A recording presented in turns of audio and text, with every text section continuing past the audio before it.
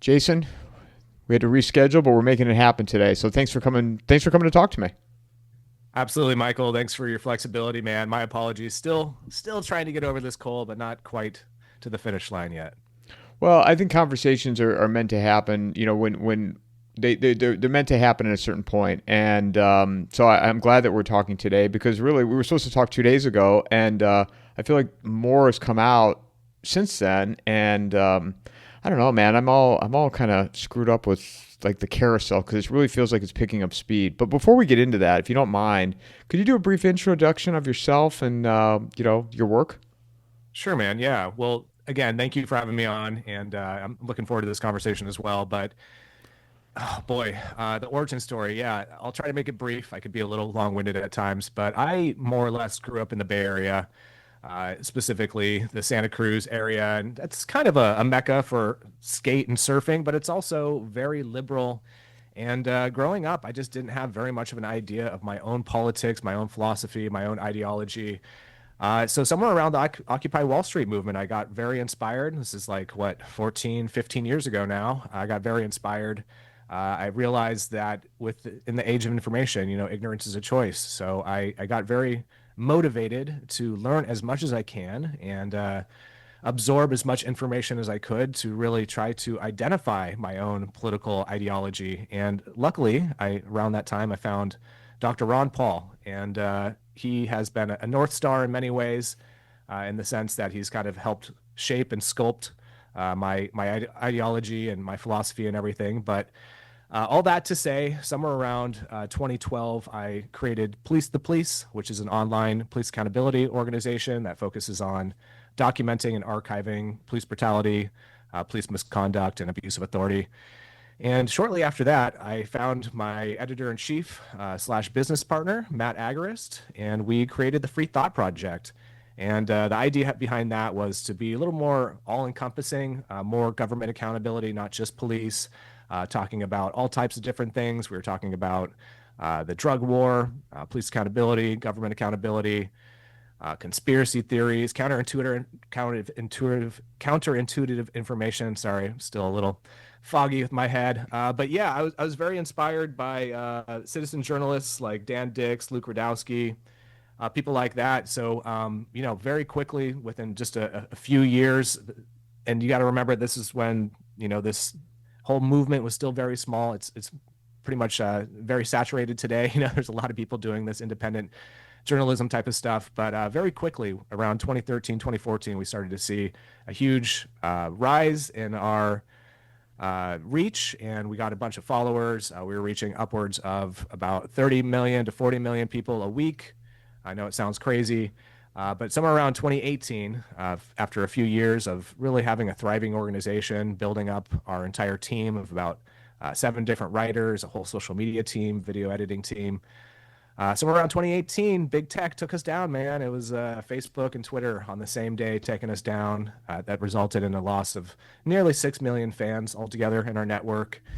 And it's been challenging ever since to try to pick up the pieces and rebuild. Of course, they don't make that very easy. There's been quite a few hurdles. We've been taken down several times since then. But as of lately, things have kind of shifted and changed, and we're starting to see a little more momentum, starting to see a little more support.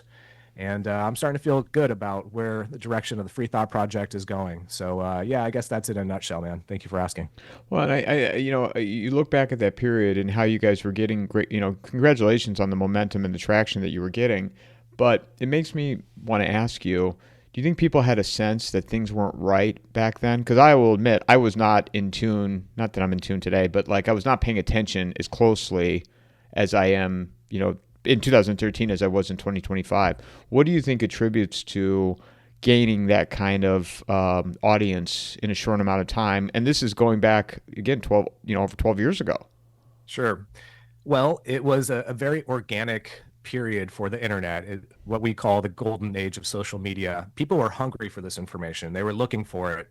They were desperate for it. And I think they still are to a certain degree. I think the social engineers, big tech, kind of caught wind of that probably around the same time that they started to roll out the fake news narrative using Donald Trump to be a mouthpiece for that. And around the same time, they started engaging in these massive censorship campaigns We were just after Alex Jones. I don't know if you were paying attention or remember around that time period, but Alex Jones was the first one to be deplatformed across the board. And we called it at that point. We knew we were going to be next, and we were. So, but I think ultimately it was just a huge desire for the general public to understand what the heck was going on, what the heck is going on in our country, what's going on in our world, what's going on around us. And we were providing that information. We were filling in those blanks. We were connecting the dots for people. And obviously we were doing something right. You know, we were a threat to the establishment to a certain degree, or else they probably wouldn't have taken us down. So This episode is brought to you by Vaulted. Launched by McIlvaney Financial Group, with Vaulted, I literally just tap a button and bam, I own physical gold stored in a professional vault. I can also take delivery at any time, extremely simple and less expensive than any other method. The do-it-yourself way to buy precious metals.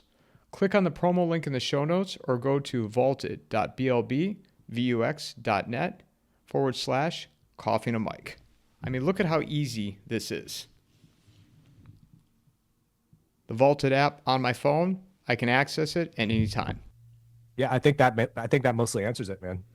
Do you think then, you know, and then so 2020 comes along with COVID, and at that point, I mean, people had to have come back to you and be like, God, you guys are right, where some of this was heading. I mean, because the authoritarian state became so apparent.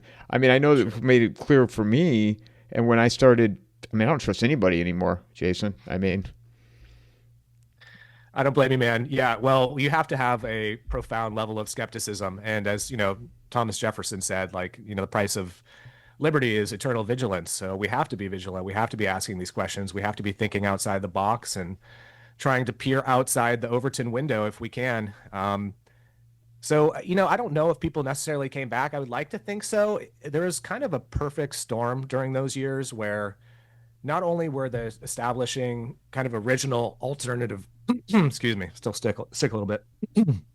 Not only was the establishing kind of pioneers of alternative media kind of pushed to the side, around that same time, as you just mentioned, there was a whole wave of medical freedom influencers who came in, a lot of them being more couched in the right-wing ideology.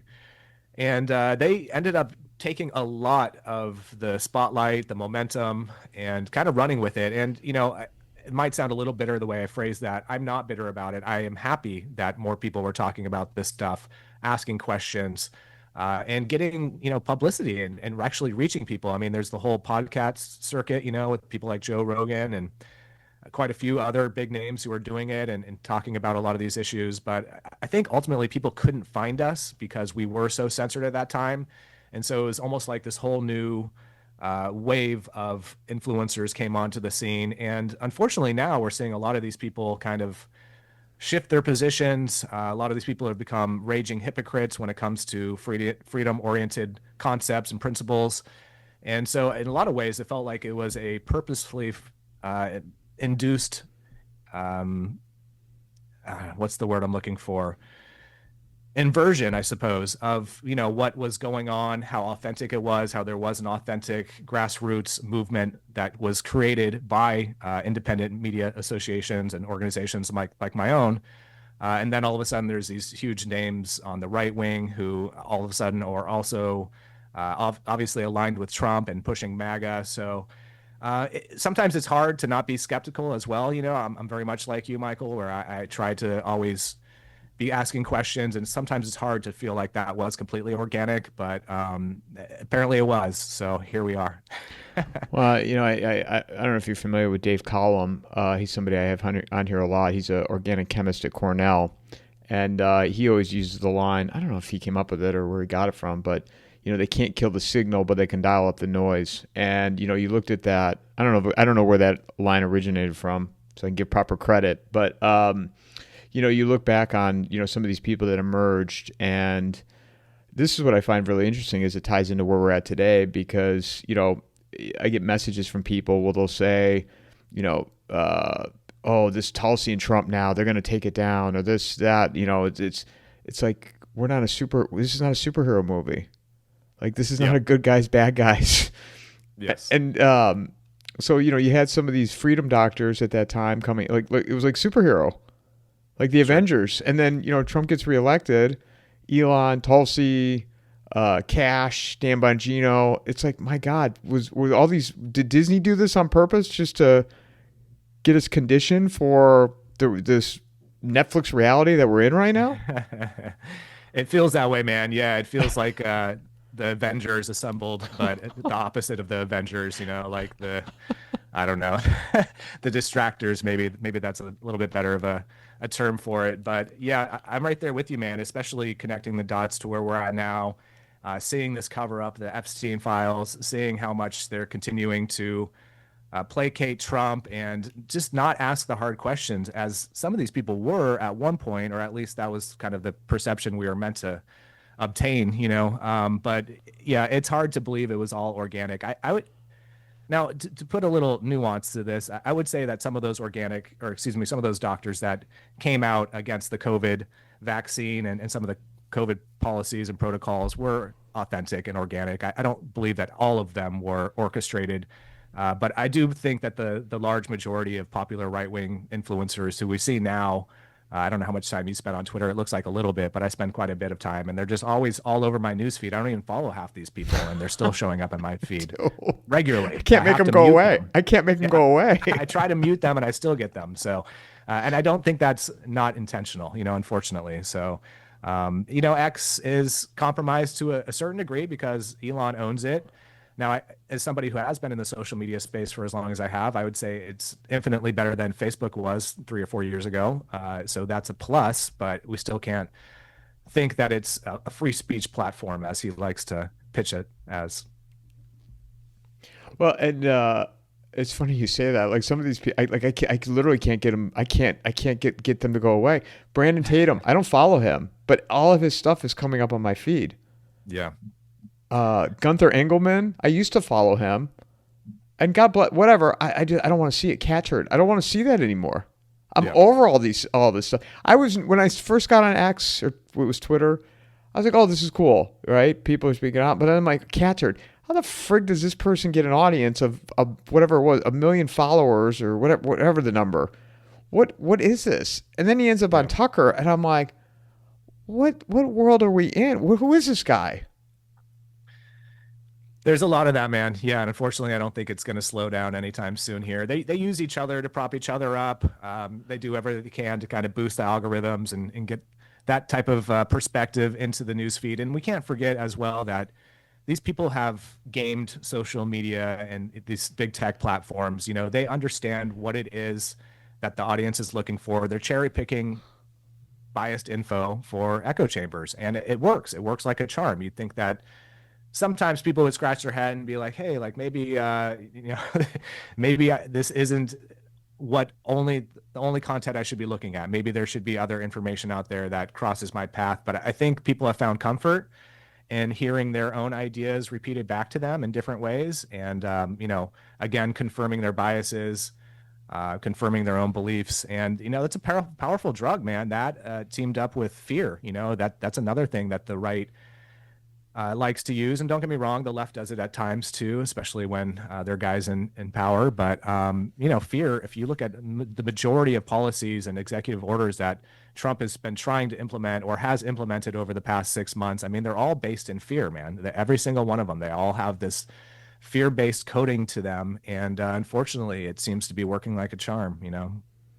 Well, if you'd have said to me, I was talking to a friend of mine last night who's I'm 47, so he's a little bit older than me, and he said if you'd have said 2 weeks ago, a little over 2 weeks ago now, that Charlie Kirk would be not alive. Oh, 2 weeks ago to the day actually would not be alive, and then all the events that have happened since then, with the memorial over the weekend, and then seeing now with Turning Point and the statements that are being put out. I I mean, if somebody said that to you, Jason, you'd be like, no friggin' way. Yeah. It's certainly a tragedy, and it shook me up actually for the first couple of days. And I'm somebody who's pretty battle hardened when it comes to news stories, news events. I've been covering police violence for over a decade, seen the most horrific videos you could think of. Um, I wasn't expecting it, but it does create once again kind of the perfect storm. He was the perfect target, and I hate to say that. But he was the perfect person to take out, to create these fear platitudes, to create this division, to dehumanize anybody who happens to share or happens to believe something different than you. And it seems I put out this tweet a few days ago. I said the official story is full of holes. It's fueling division and dehumanization. So was Charlie Kirk the sacrificial lamb to crush free speech, deepen the left-right divide, and expand the police state? Because right now it sure looks that way. And I'm somebody who's pretty skeptical. Obviously I've been in the conspiracy realm. I've shared counterintuitive information, articles, stories over the years. But what I've felt, and if you don't mind me just sharing these thoughts briefly here, from what I found is that there's two extremes, right? There's the people who believe everything that the media, government, police, everything that they say, anybody with authority or some type of official status. And then there's this other wing, there's this other faction of people who want to believe that everything is a conspiracy and everything has a deeper meaning, and the whole world is a stage, which I'd agree to a certain extent. But I don't think we could always attribute everything to being a conspiracy, and I think there is nuance, and I think it's very easy once again to cherry pick information, confirm people's biases, to echo chambers. So I've been a little hesitant to really talk about the Charlie Kirk stuff because I want more information to come out. I want to see what the narrative is. I want to be able to poke holes. And it felt like immediately when this happened, there was so many people out there that had these theories, various different theories. And again, I'm all for people asking questions, but like we should never act as if we're experts or we have everything figured out when there's still a lot on the table that we don't know about. So for me, if somebody was to tell me this was going to happen a couple of weeks ago, I certainly would have been surprised by it, but at the same time, seeing where the direction of the country is going, to seeing where the Trump administration has been taking things over the past 9 months, it's almost not a surprise because there did need to be some type of catalyst like this. And, as the ruling class says, we never let a tragedy go to waste, and I don't believe that they are in this case. Well, and even if you see like the memorial over the weekend. Now, I share with you, I live in Phoenix. I'm not there right now, and I wasn't there when it over this past weekend. But I didn't realize the power of Turning Point. I mean, I knew it was a powerful organization, but you don't realize until after the impact that he had and the power that not only Turning Point has, but Turning Point Action. But I mean, the photo op with the wife at the coffin, right? Like, and then, I mean, going back to the shooting here for a second, the killer, supposed killer, who has not admitted anything and has not been convicted, but yet Jack Posobiec's talking about, I wrote the quote down yesterday with I'm paraphrasing, but the state has the right to use the sword. God is giving the authority to the state to use the sword. And again, I'm totally paraphrasing it, but this is the media talking about this, the right-wing media. And I'm like, wait a minute, this guy hasn't even been convicted yet. And then you get into the whole inscription and the bullets. I'm like, who does that? Who does that? Like, now we're getting into Netflix, Jason Bourne, Jack Ryan stuff. I'm not a killer. I don't specialize in assassins or assassinations or assassin studies, but that just makes zero sense to me. Yeah, there's a lot of issues here. There's a lot of holes. And that was one of the things I pointed out immediately. Like, this guy spent over a week planning this, which, okay, sure, over a week. He had the time to inscribe text onto the bullet casings, yet his grand master plan to exit the scene was to wrap the gun up in a towel and then throw it in the bushes somewhere. Like, it just doesn't make sense. Not to mention the assembly of the rifle, the disassembly of the rifle, the assembly of the rifle, the disassembly of the rifle several times while he's running off a rooftop with no apparent screwdriver or any type of help. Not to mention the scope was on backwards. I mean, there is so many issues, and we could get into the bullet caliber that supposedly Charlie's bones were so dense and so Superman-esque that they stopped any type of bullet going through and potentially hitting anybody else and creating another victim. From what I could tell from people who are a little more knowledgeable about this, the 30-06 round is a very large, very powerful round, and it would have done much more than what we saw on the video, on the tragic video of Charlie being assassinated. The hole should have been bigger. The exit wound should have been bigger. There should have been much more blood splatter. And just the direction of where the bullet came from, there's a lot of discrepancy with that as well. So I don't feel like we're being told the truth. I feel like they're throwing us one curveball after another. And what I've noticed over, just to get into this for a second, from what I've noticed over the past 9 months, is that this is a tactic of the Trump regime, is to what they call flood the zone with information, right? And we were talking about this a little bit earlier, making noise, flooding the zone with so many different theories, flooding the zone with so much different information, some of it conflicting, some of it legitimate. And then not only that, that's kind of pertaining to the Charlie Kirk stuff, but just the onslaught of all these policies that have been one after another after very frequent, in a very frequent procession here.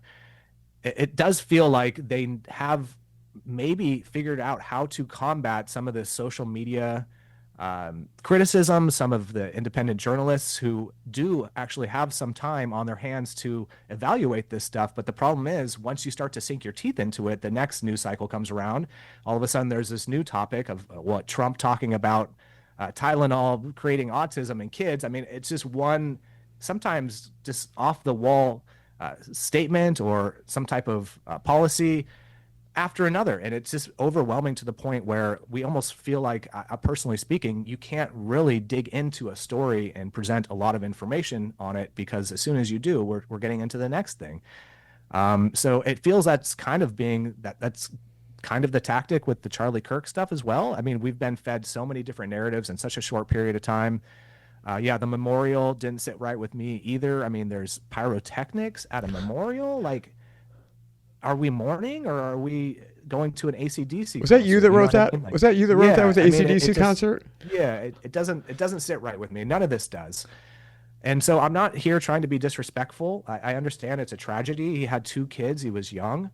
But I do feel like there's more to the equation than we're actually being told, and I don't feel like they're being honest with us. I do feel like this Tyler Robinson kid is a patsy. He hasn't said much.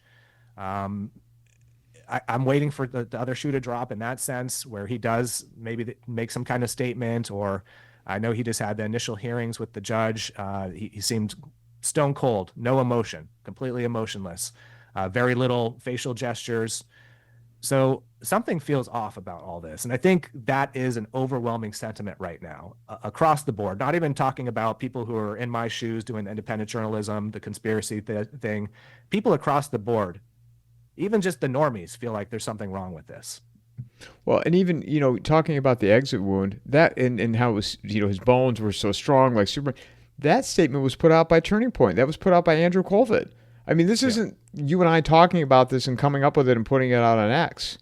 Sure. This is their own people that put this out. And you're just like, okay, that makes zero sense. Do they think that people are that stupid to not question it, or they just don't care? And this is the question that I've asked other people in relation to other topics as well, right? Like, do they just not care, or do they think that the general public is that dumb?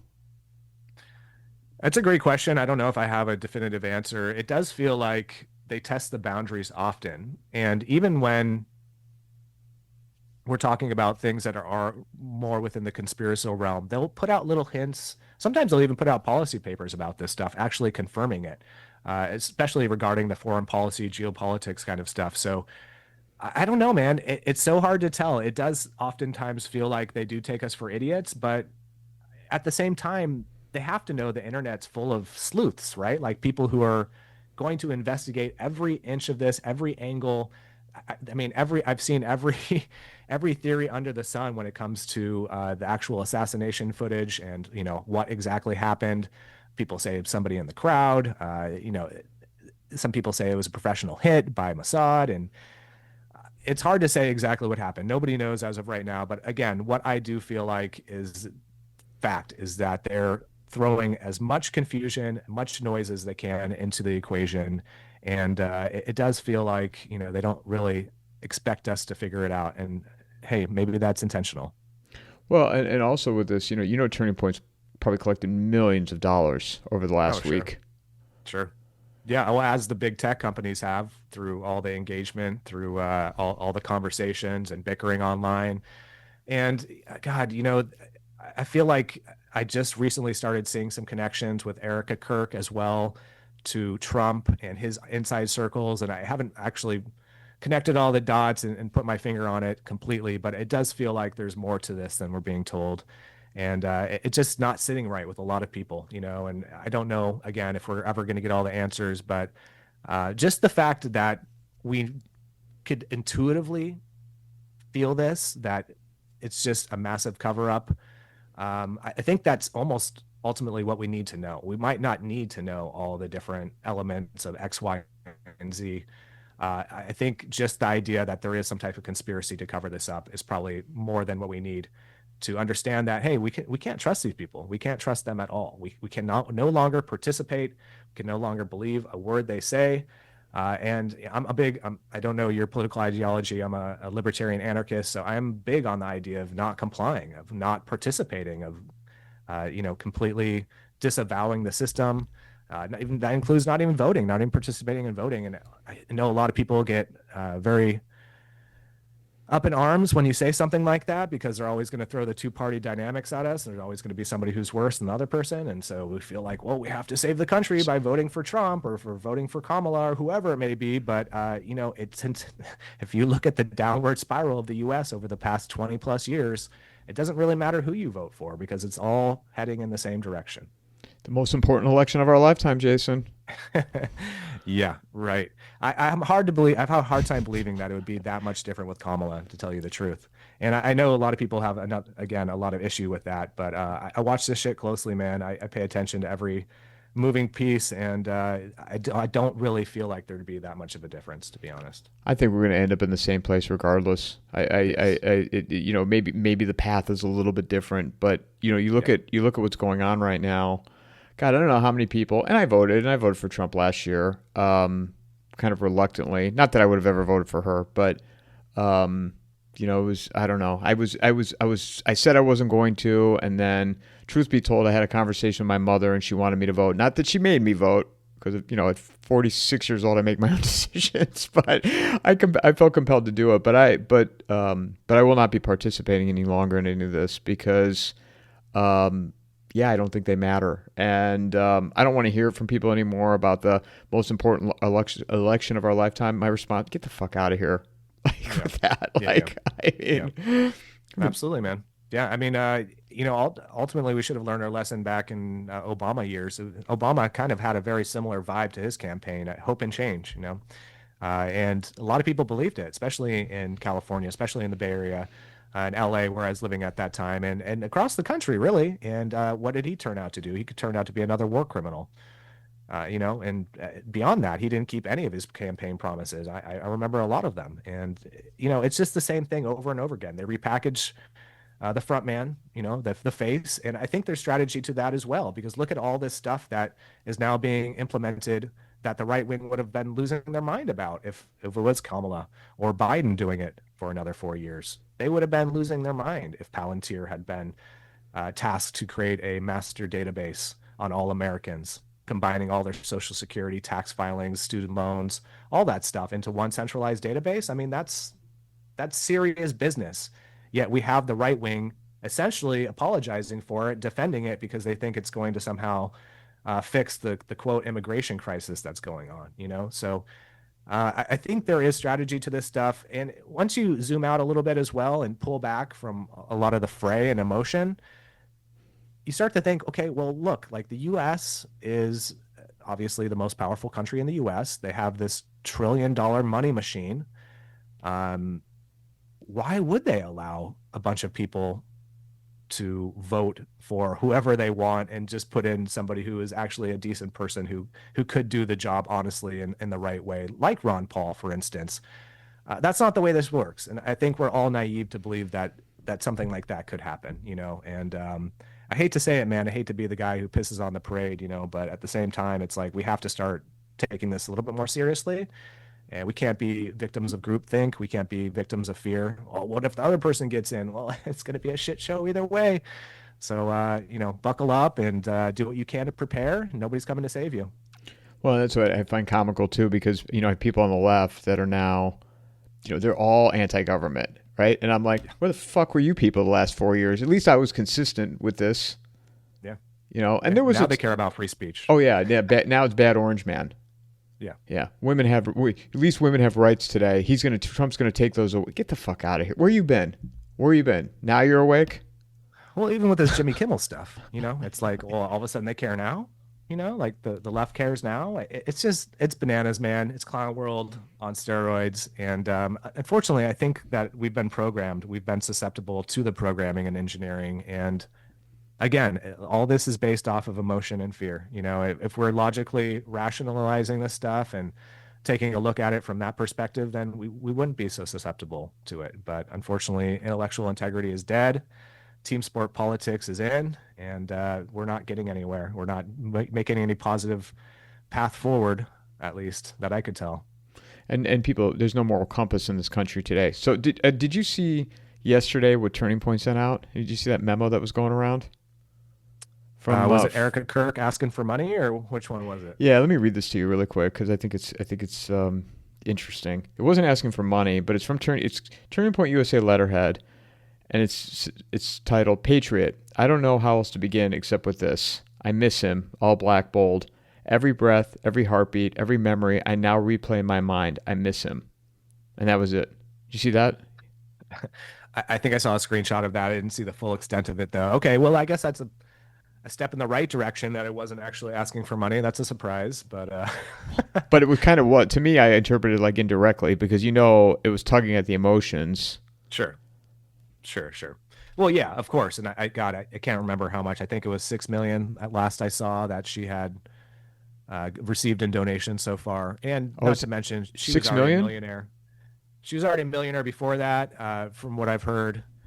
And not to mention, Turning Point and was doing very well, and all of Charlie's, everything she's going to inherit from Charlie as well. So, yeah, she's doing well for herself. But a lot of people had a strong reaction to her in the very first initial video that came out, which was basically her saying, whoever did this doesn't understand, what they've unleashed and the power of the people. That they've activated, more or less. I think I'm paraphrasing there, but it did feel like there was a strong lack of emotion again. And then the open casket video, there was just a lot of issue with that as well. I mean, I don't know, man. A lot of this just doesn't feel right, And I think we should trust our intuition on that. Well, and even watching some of the clips from Sunday, it was like it was a political. Not only it was a political campaign, but I mean, some of the comments that Trump had made in regards to like, this wasn't a war against Charlie, it was a war against the nation. Yes. Yeah. Invoking a lot of divisive terminology. And God, didn't Trump speak after Erica as well, which like seems like a taboo, like an unspoken taboo. Yeah, again, it does feel like they are using this to push the division, man. And what was it? JD Vance saying that there will not be any type of unification. I mean, they're just hammering it home with the appropriate rhetoric right now. They're almost sugarcoating it to a certain extent, but this is exactly the point you brought up, Michael, is exactly why so many people do feel like that this is being. Well, it could have been orchestrated to foment a lot of this division, because obviously the ruling class, we both know, and I'm sure most of your listeners know, that is the goal of the ruling class, is to keep us divided. It's the divide and conquer paradigm, which has been prevalent for centuries. If they keep us fighting with ourselves, then we're never going to focus our ire on them and, the ruling class. So it only makes sense, it's problem, reaction, solution, man. It's the Hegelian dialect. This is what they do. This is what they've done. Again, I think the question needs to be was Charlie a sacrificial lamb? Was there some type of pre-coordinated effort behind this? I know it sounds, again, crazy. It might even sound a bit insensitive, but when you start connecting the dots, man, I think that question needs to be asked, It feels like an evangelist too now with Turning Point. Like my friend was referencing Jim and Tammy Faye Baker, which I was a young boy during their the rise to fame, even before I was born. But I remember them in the '80s And I actually was watching a little bit of YouTube videos of them this morning, and it just feels like very preacher like. Pay me, pay me, pay me. Yes. Uh, and he's hasn't even. I mean, he was just buried on Sunday, or they just and now you're sending out these memos of like, Yeah. it, Yeah. it, sorry. No, no, no. Go ahead, man. Finish that thought. Sorry, I didn't mean to No, interrupt. I just it's like he's not even in the ground. He's barely in the ground, and you're sending out this stuff, and then I'm watching, you know, uh, Alex Clark, who was like one of his right hand people, and she's like, yeah, Charlie, he was more interested in the Maha movement. He didn't even care about politics anymore. Now I don't know if that's true or not, but it's like, oh, that's smart, like to boost up Yeah. your I don't know. It doesn't even feel like ethically right what's going on with this now. Agreed, man. It seems tone deaf in many ways, and by the people that you would expect to be like taking it the most seriously, treating it the most sacred. It seems like they've kind of flipped the script, and it has turned into, yeah, literally a script, a movie script. And yeah, I don't know how much I could really harp on this without saying the same thing over and over again, but it does feel off, dude. It does feel off completely, every aspect of this. And I get that there's a tendency for people like us to poke holes into it almost beyond what is believable, or like without, having any type of, I don't know. I guess what I'm trying to say is that there is a tendency for people like us to overanalyze stuff. And even though we overanalyze, I still feel like there is a lot wrong with this. Again, I think the normies, even though a lot of times it's easy to dismiss and ignore their opinions, even the normies are coming out of the woodwork talking about this and how it doesn't feel right. There is too many red flags to be ignored. And yeah, we just need to keep asking questions, man.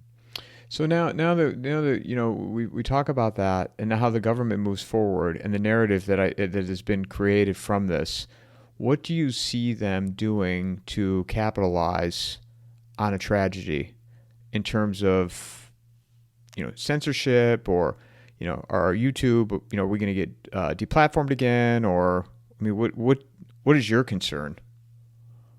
Well, within hours, the bill to release the Epstein files after Charlie was killed was blocked. So I think that being the biggest issue here to date is that the Epstein files and that whole Epstein saga, which had a lot of momentum behind it. A lot of people were very frustrated with Trump about his lack to participate in sharing these files, even though he promised on the campaign trail that he would.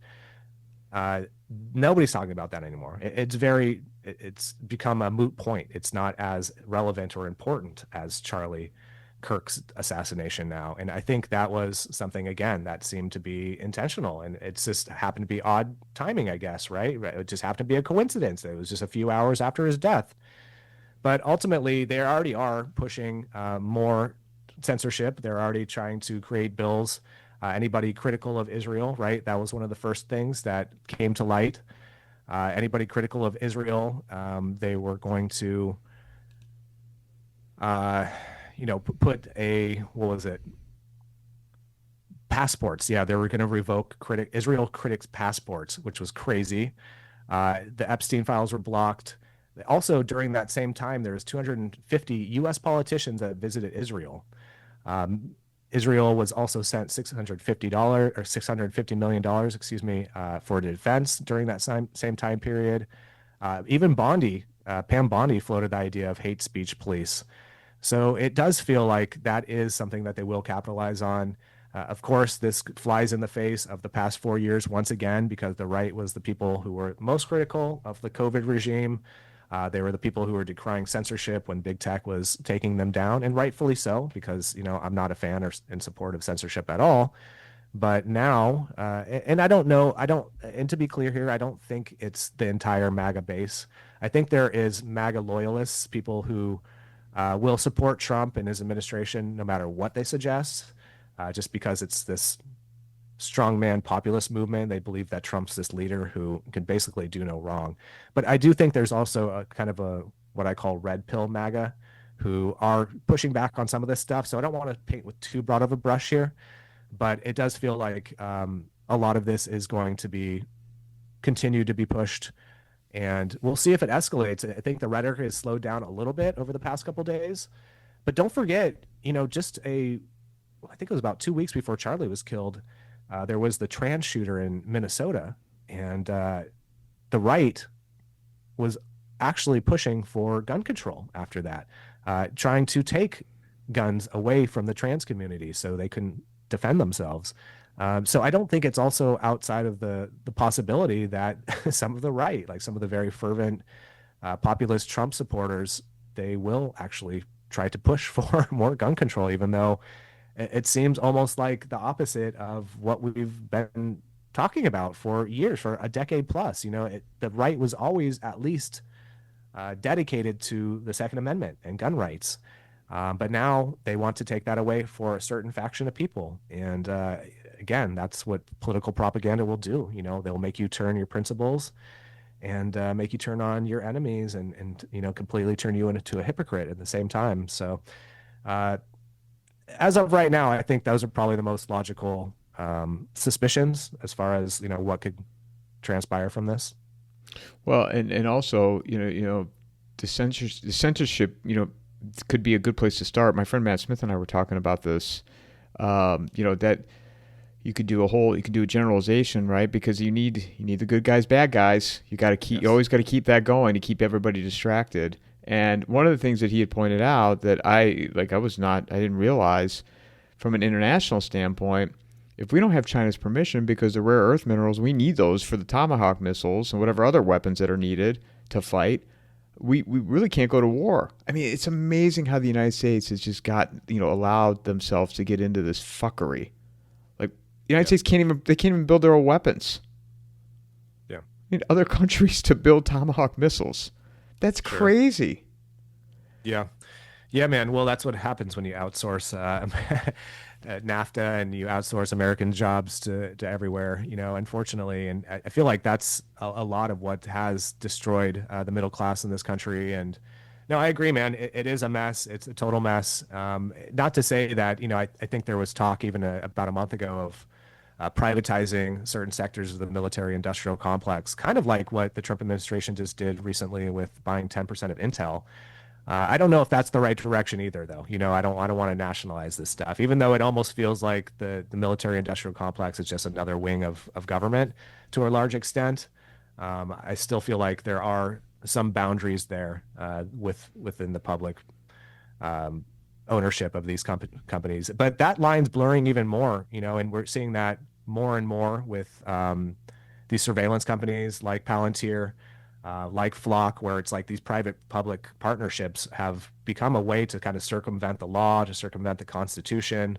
And not only that, in the crypto space as well. I mean, the Genius Act was just passed about a month and a half ago, and we're going to be seeing a huge influx of stable coins and them pushing stable coins on the economy and in society. And that's basically just a CBDC, Trojan horse CBDC with better marketing, So, and those are all run by private companies like Tether. Tether is the biggest stablecoin company right now. We've documented at the Free Thought Project over the past, 3 months or so, they've actually frozen funds like 4 different times at behest of law enforcement or government asking them to. So, again, like this is a private company, Tether, but if they're still succumbing to the will of the government, they're still able to freeze money and, do what they will with programmable money, then this isn't a solution. It's not a benefit. It's no different than a CBDC, really. So, the public-private partnership, too, is very insidious, man. And it seems like that is a backdoor to implementing a lot of these policies that they want for more control, for bigger profits, and especially with the Palantir stuff. And I'd be happy to get into that as well. Well, it appears that we're moving to a model. The United States is moving to a model to mirror China, right? I mean, the public-private partnership, because this is fascism, and I don't know, how long were they painting this picture that China was the enemy, the enemy, the enemy? I don't know if they are, Jason. I mean, they don't invade. I mean, do you blame the Chinese for coming to these universities and infiltrate? I mean, who let all this happen? Yeah. Well, it's funny that you said that too about creating weapons in other countries and stuff, because it doesn't feel like that's the war that we find ourselves in these days. I think what we're really dealing with is the fifth generational warfare, the info wars, if you will. I think that's now the main form of any type of guerrilla warfare. And yeah, it is. There's more advantageous reasoning for China to do stuff like that, yeah, I mean, there's a bunch of different tactics that they've been implementing, obviously, but I don't think we're going to get into. I mean, even with Iran, that was a limited strike. It could have escalated into more than that. I felt like it was a very illogical move on Trump's part, but even still, like I don't know if we're going to continue moving in that direction for a bunch of different reasons. One of them being that the U.S. Public has just been fatigued by the endless warfare, and even though there has been some limited strikes, and the U.S. has been bombing countries in the Middle East since Trump's been in office, that's something that hasn't stopped necessarily. But I think the large scale invasions, the war on terror, the war in Iraq, I don't think we're going to be seeing anything like that anytime soon. I think what we're really getting into is the nitty gritty of the information wars. And unfortunately, we don't really have a home base because even our own government is involved with the psyops and trying to propagandize us any way that they can. So yeah, it doesn't feel like we have a safe space as Americans necessarily, but I do feel like that is the battlefront of the modern day. I feel Peter Thiel is the most powerful man in the world now, and everybody keeps wanting to reference George Soros. I look at somebody like him he's 95 years old, and his time, like all people, has come and has passed. They did what they needed to do with open society, and then all these NGOs and having all these invaders flood in here. But Sure. Peter Thiel, to me, now you tell me, I'd be curious if you agree with me, is one of the most powerful and potentially dangerous people in the world. Yeah, I mean, full stop. I think that's a safe way of putting it. That's when he's not doing his Antichrist lectures, right? I mean, yeah, there's a lot of issues here with Peter Thiel. Not to mention he's basically a CIA cutout. He's so in bed with the deep state that I don't think you could be much more of a deep state actor. But he's got all these weird views too, transhumanism views. He's one of those people who injects, the baby blood plasma, blood of the youth for, staying young and all that stuff. So there's a lot of just weird creepiness around him to begin with, not even mentioning Palantir, but the fact that they just have their tentacles in every aspect of government. I think it was something like 30 plus government agencies and departments in the US, not to mention God, I don't know, at least like 15 other countries that Palantir provides software for. And, I've heard people say that Palantir, it's really nothing to be feared. They're not even a surveillance company. And again, this is kind of right-wing justifications, but the way I kind of liken them is that they are the box carts, the trains that are carrying the Jews to the concentration camp. They might not necessarily be doing surveillance per se, but they have the data analytics, they have the infrastructure, the scaffolding, more or less, if you will, for the surveillance state. And yeah, man, it's just creepy on so many different levels. The fact that they literally predicting crime. We're in pretty much the minority report phase of human existence at this point. There is a lot to be concerned about when it comes to Palantir. And luckily, as of like the past 4 months, it seems that people are caring a little bit more. They seem to be a little more privy to the dangers behind a company like Palantir or Flock. And again, the way I kind of allude to them is that they're the nervous system of the surveillance state. So they might not be actually the people doing the surveilling, but they are going to be the people creating the centralized database that the Gestapo and others will be pointing to when they take us to the gulags. Well, and also it comes back to coming back to the left right for a second because the people that are now, I mean, these people that quote unquote on the left that are criticizing Trump, they don't even know about Peter Thiel. And if you ask them, they say, oh, it's the little bit that they know, oh, he's scary. He's scary or Palantir's dangerous. It's like, well, that's interesting because January 6th, which Palantir played a role in all that, yeah. You were all about these people getting rounded up. You were all about it. Yeah.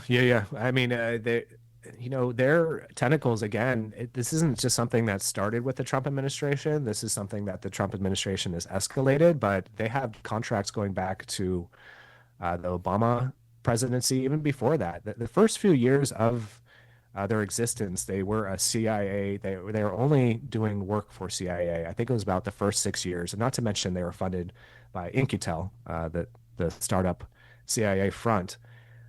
And I've also heard rumors, although I haven't been able to track down a source, that they had something to do with the Bin Laden manhunt. They actually were the people who found Bin Laden. And I feel like that might be one of those myths that's propagated just to kind of make them sound more important and like they've always been in the fight for America or something.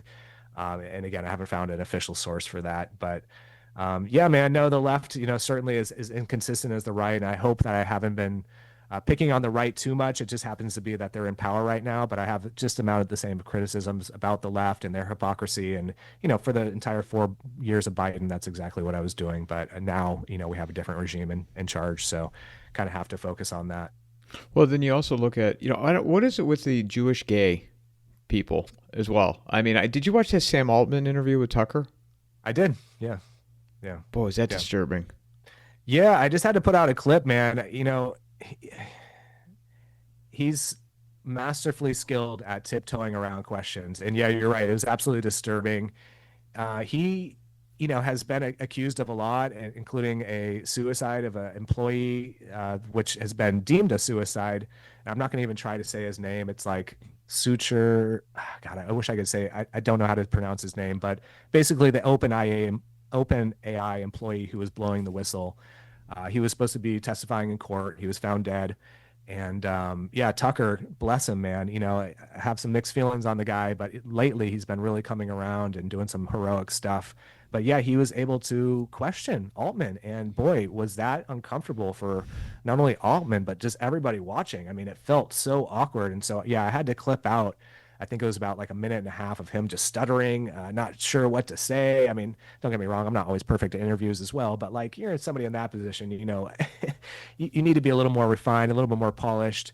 And it seemed like he was hesitating, man. It seemed like he was stalling. He seemed like he didn't have an answer. He didn't know exactly what to say. He kept deferring back to it being disrespectful for the family. And Tucker was like, no, I'm asking for the family. It's at the family's behest, And so, yeah, you're right, man. He's another one who I think has a lot of skeletons in his closet. I mean, there was also allegations of him sexually assaulting his sister when she was young. I don't know if you heard anything about No. that. They just dismiss all that as that she's crazy and nobody should believe her. But I think there's a lot of skeletons that will be coming out over the next few years about what's in Altman's closet and some of the weird stuff he's been involved with as well. And then you look at Alex Karp. I mean, that guy's not a normal. He's not a normal dude at all. Yeah, no, man. Oh boy, God, I don't even know where to start with him. He's somebody who's rapidly implementing mass surveillance on the U.S., but then there's reports that he doesn't even own a cell phone. He lives in isolation in the middle of nowhere. He's so paranoid about people listening to him that he has devices in his windows to create vibration so nobody could use any type of spy tech to listen in. I mean, yeah, the guy is certainly his own weird, strange breed of egomaniac. Yeah, there's a lot to say about him as well. He seems to be, in a lot of ways, more aggressive in the promotion of Palantir. I think somebody asked him recently, God, I can't remember. I can't remember what the question was. Basically, he was saying like the way we get back at our enemies is we put piss-laced fentanyl in drones and spray them with it, and like I don't even know where he comes up with half of this stuff. It just seems so like evil and so kind of strange and awkward. It's like you have to be into some pretty weird stuff for just your brain to be working like that on a daily basis, I think. Yeah, and I found it funny when all the people that were cheering on Elon. Elon's entertaining, right? He's Tony Sure. Stark. Getting back to the whole superhero theme. Yeah. Yeah. Free speech, free speech, free speech, and he's a free speech absolutist. It's like, guys, do you understand that he made his money on government contracts? Yeah. It doesn't Yeah. work Yeah. that way. Yeah. Yeah. Yeah. And when was the last time you heard Elon talk about Palantir or Peter Thiel he hasn't because they're buddies. They're all from the PayPal mafia, But if Elon legitimately was somebody who was concerned about the future of this country, he would have to speak about Palantir. There's no way around it, man. Like this is Palantir and Epstein are pretty much the two biggest stories right now, regardless of all the noise and the Charlie Kirk tragedy and everything. Don't get me wrong, that was terrible, but this is what we need to focus on. This is the heart of the issue right now of where America is at. And the fact that we get so distracted and the narratives get, peeled off in 1,000 different ways just to create that distraction speaks volumes. But yeah, I'm right there with you, man. I'm right there with you. It seems like even Elon, I want to hope that he has some type of semblance and belief in the idea of liberty, but I feel like he has his own skeletons in the closet, and there's a lot of red flags associated with him as well. So I don't know, man. He's a bit of a wild card. Well, do you feel like those group of people that we just were talking about, that to me is the New World Economic Forum. It's not these old people that are in Davos, right? Yeah, I mean, like, Klaus Schwab's already gone anyway, but again, Soros and sure. Bill Gates, I mean, he's still very active, but he's starting to get old too. This is the Generation X Davos. Wow, Yeah, not that. What I was calling it WEF 2.0 because even after the election, I said they allowed Trump back in my yeah, opinion. yeah. And they didn't let the other side cheat because it served their interests because these instruments are being implemented in real time right now, and it made more sense for Trump to be in office rather than the disaster on the other side. Yeah. Now, well, there's a lot of theories about that, man. A lot of people suggest that the Biden administration was a controlled demolition, that he was purposefully acting slow and incompetent and the opposite of a sharp as attack, right? Like he did so much to really rile up the MAGA base to almost tee up the ball for the MAGA administration to come in and do all this stuff that I don't think that's too far out there of a theory, to be honest. And it does feel like the old paradigm, the old regime has transcended into the ether, I suppose, because, yeah, the World Economic Forum, like nobody's even talking about that anymore. Klaus Schwab, like who's that? Like nobody, nobody cares anymore. There has been a new regime of what I call the technocrats. They're all people who are technocrats. And it feels like this is the new world order. Yeah, this is the new batch of our ruling class. And part of that could have been something that was orchestrated by the powers that be. It could be something that was orchestrated by the deep state. They knew the American public and even globally that people were fed up with the current system, the current paradigm. And so who better to usher it in than the contrarian, right? Donald Trump, the outsider. So I think there is some credence to that theory, man. And yeah, I do believe that we are witnessing a new birth of the technocrat and the technocrat movement. And we only have to look as far as Trump's administration and even some recent dinners that he's had at the White House to notice that the only people he's surrounding himself with are these big tech leaders, right? I mean, Mark Zuckerberg, Larry Ellison, all these big name billionaires who got their fame and fortune. A lot of them, like Oracle, for instance, were attached to the CIA at the hip. These people all are the new regime, and they were all sticking their hand out and all lining up, at the inauguration because they realized that this is their time. And I think a lot of that actually corresponded to some of the shift in policies when it came to some of these social media platforms as well, regarding like the censorship and stuff. Again, it's the optics that, okay, like we're bringing you salvation here. We're bringing in the new regime. They're going to fix everything.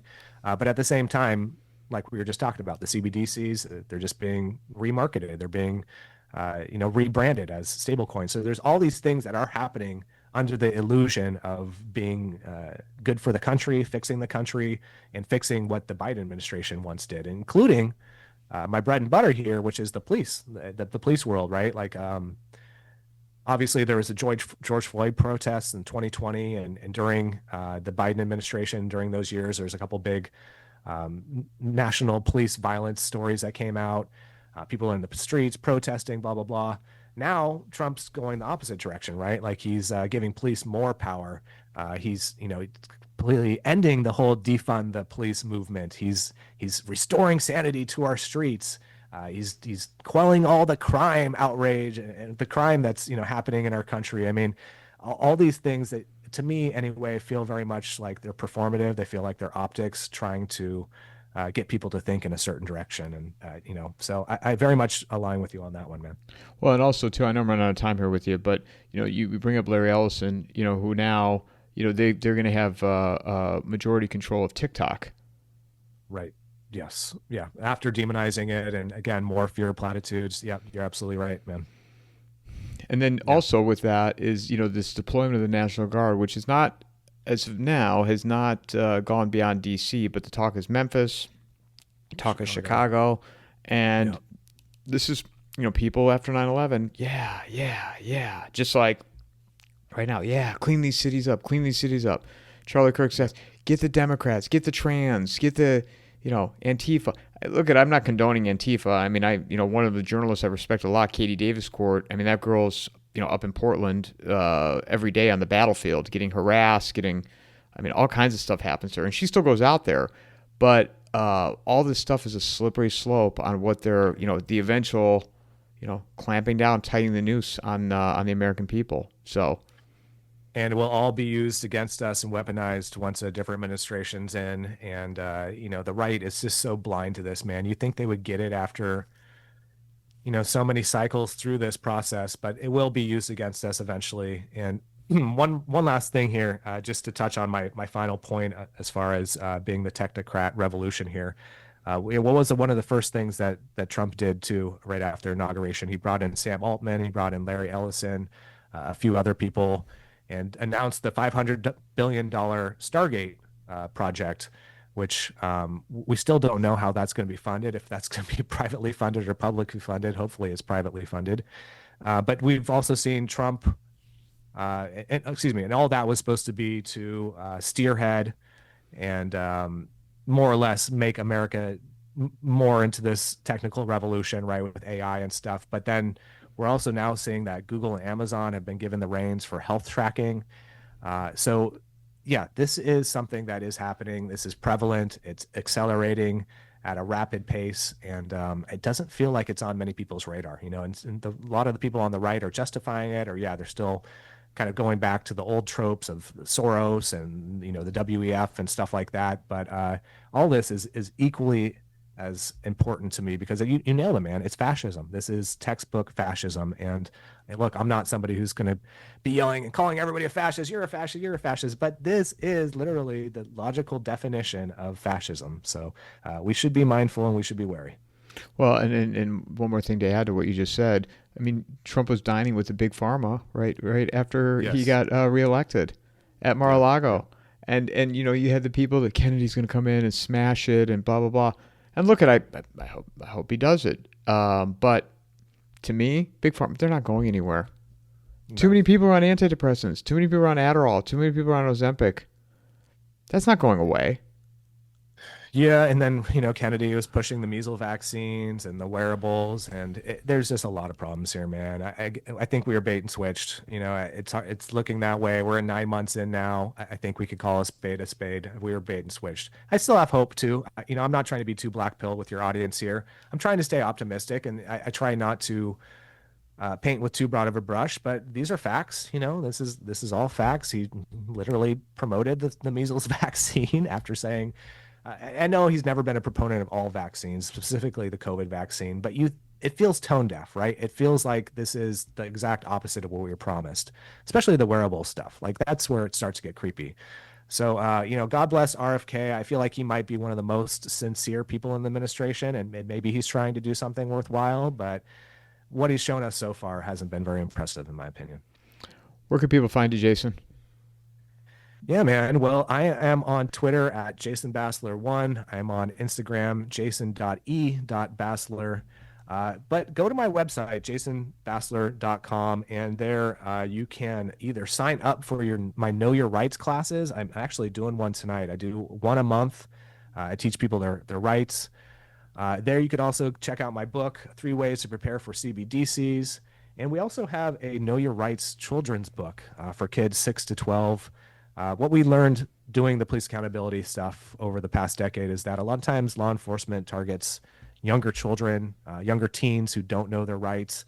So give your kids a foundation of truth, of liberty, of knowing their rights. And yeah, check out the Know Your Rights book we have over there. It's also available at Little Free Thinkers.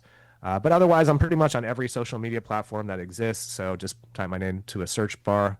I'll probably be there. And yeah, check out my podcast. We also have a podcast, the Free Thought Project podcast, and we've interviewed so many great people. We just had Ben Swan recently. We had Ron Paul over the years. It's too many people to name, but a lot of great guests. So, Michael, it was a great conversation, man. Thanks so much for having me on. Jason, I enjoyed it. Love to have you back on, because God knows there'll be a lot to talk about. And thank you for everything you're doing. And I look forward to continuing to follow your work. Thank you, brother. Appreciate that. Mic drop.